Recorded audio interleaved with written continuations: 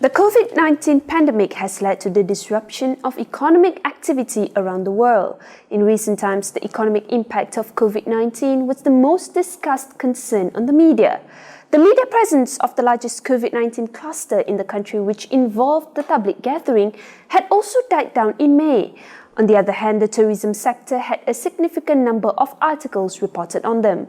Eventually, the decline of tourism activity in the country would lead to a decrease in the revenue generated, eventually affecting the country's economy. Therefore, Prime Minister Tan Sri Muhyiddin Yassin unveiled the National Economic Recovery Plan, or Penjana, to help Malaysians to go through the COVID-19 pandemic. However, he was not seen as the top influencer for the economy issues surrounding COVID-19. Instead, the topic was led by Health Director General Datuk Sri Nur Hisham Abdullah. This happened as the Prime Minister was only active during the announcement of Penjana, whereas Nur Hisham was consistently active on the media by giving updates on the new daily COVID-19 cases in the country.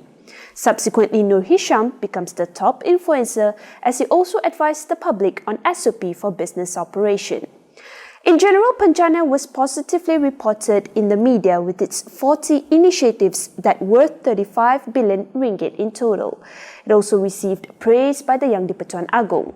However, local think tank Ideas urged the government for more long-term thinking in Penjana implementation. Ideas also raised the concern over the extension of wage subsidy program despite the low take-up rate during the initial implementation. A better approach on the initiative was demanded to cushion the potential high unemployment rate in the country.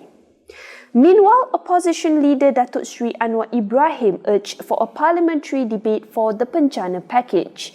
As Penjana involves billion of ringgit allocation, Anwar stated that the initiative should be presented in the parliament. This is to ensure that the allocated fund would reach its target audience with no leakage. A similar sentiment was raised by the opposition leader when the government unveiled the Prihatin Rakyat economic stimulus package back in March. According to the social network analysis of Penjana on Twitter, the news on the initiative announcement was widely shared by the netizens prior to its announcement. Majority of the influencers in the network were media accounts. Among the politicians, Science, Technology and Innovation Minister Khairi Jamaluddin was the most active to share the schedule of Penjana announcement. From the network, it is also noticeable that the Malaysia Kini cluster was formed far away from the rest of the media clusters.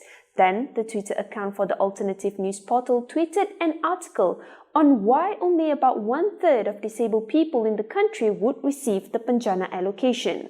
The tweet received high number of responses from the Twitter users. Most of them also seek for an answer to the question. On the day after the announcement, it can be seen that the number of media accounts served as influencer had been reduced. RTM Malaysia and Astro Awani were active in sharing information released by the Finance Ministry and Information Department. On the other hand, the Malaysia Kini cluster had shrunk and being replaced by the Malay Mail cluster.